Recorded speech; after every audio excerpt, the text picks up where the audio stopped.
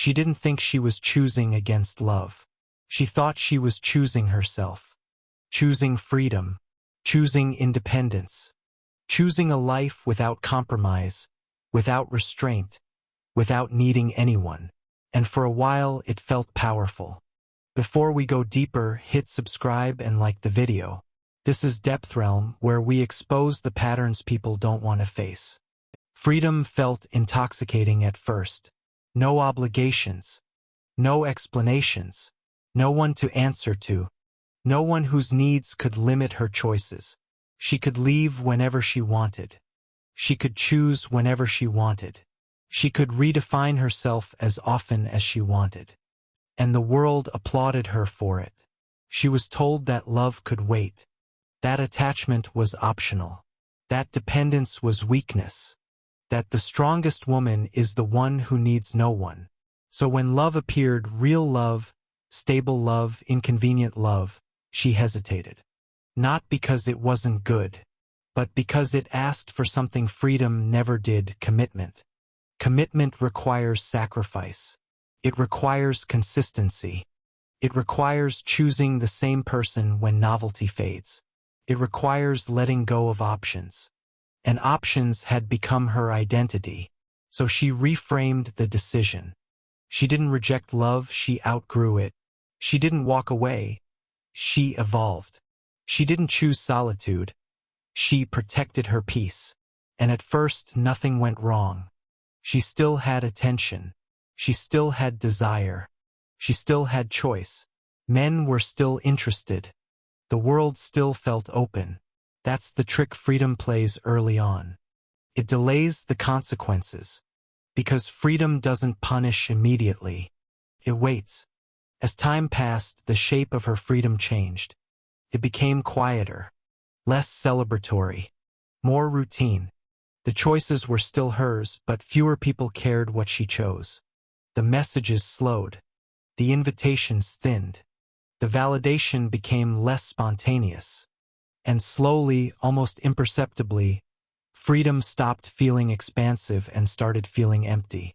This is the price no one warns her about. Freedom removes friction, but friction is where connection forms. Freedom removes obligation, but obligation is where loyalty grows. Freedom removes dependence, but dependence is where intimacy lives. She thought love would always be available when she was ready. She believed she could return to it later on her terms. But love doesn't work like a subscription you pause. Love responds to timing, to availability, to presence, to willingness. While she was choosing freedom, the people who wanted love were building lives. They were choosing partners. They were creating routines. They were investing emotionally.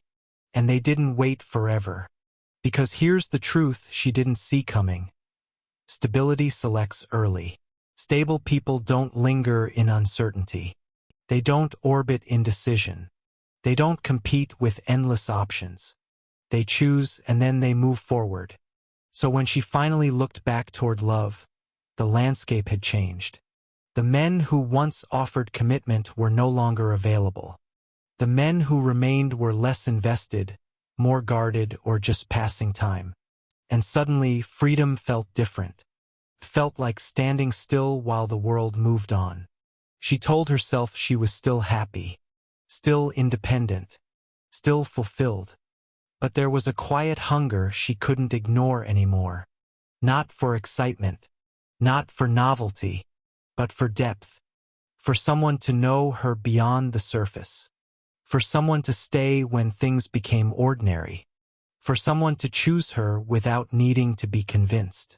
That's when the price revealed itself. Because freedom trains the nervous system to avoid attachment. And attachment is a skill, not an instinct you can turn back on at will. Years of choosing independence had rewired her responses. She was quicker to withdraw, slower to trust, less tolerant of vulnerability, more protective of her autonomy.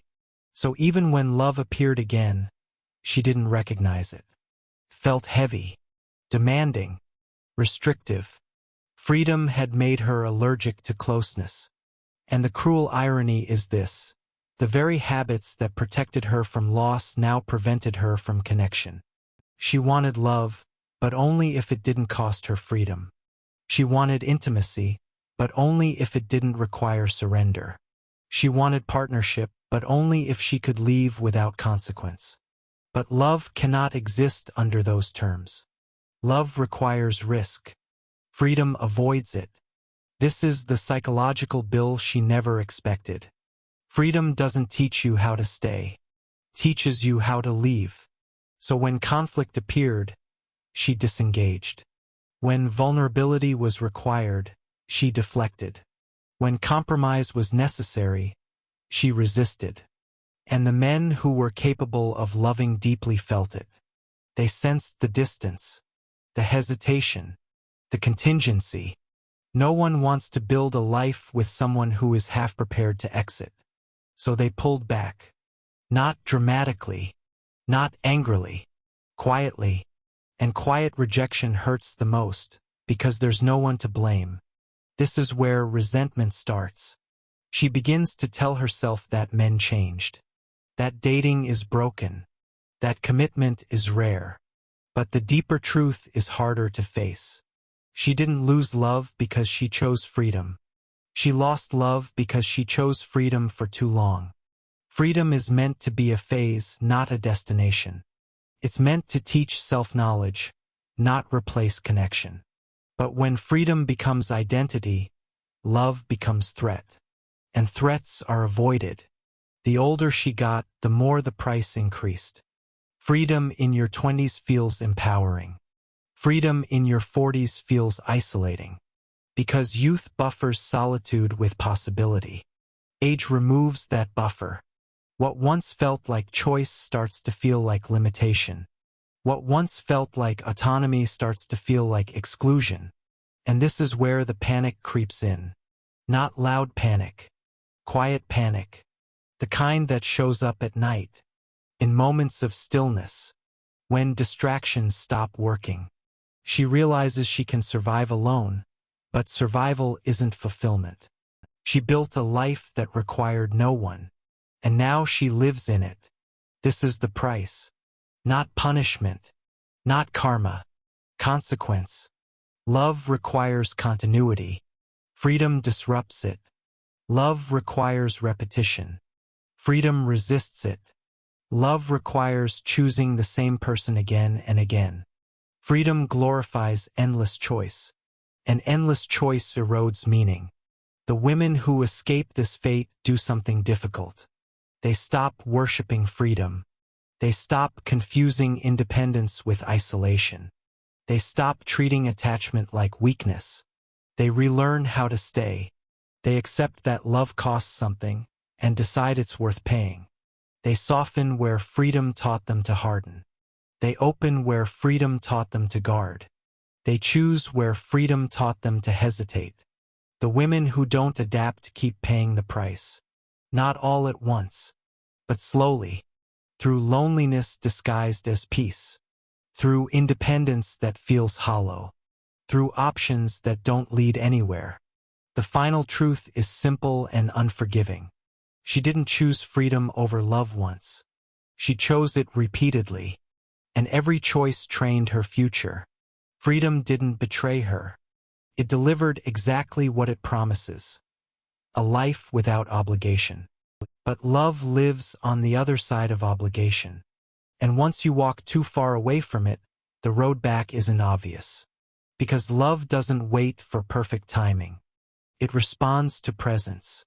And presence delayed becomes absence. That is the price. See the pattern. Protect your energy. This is DepthRealm.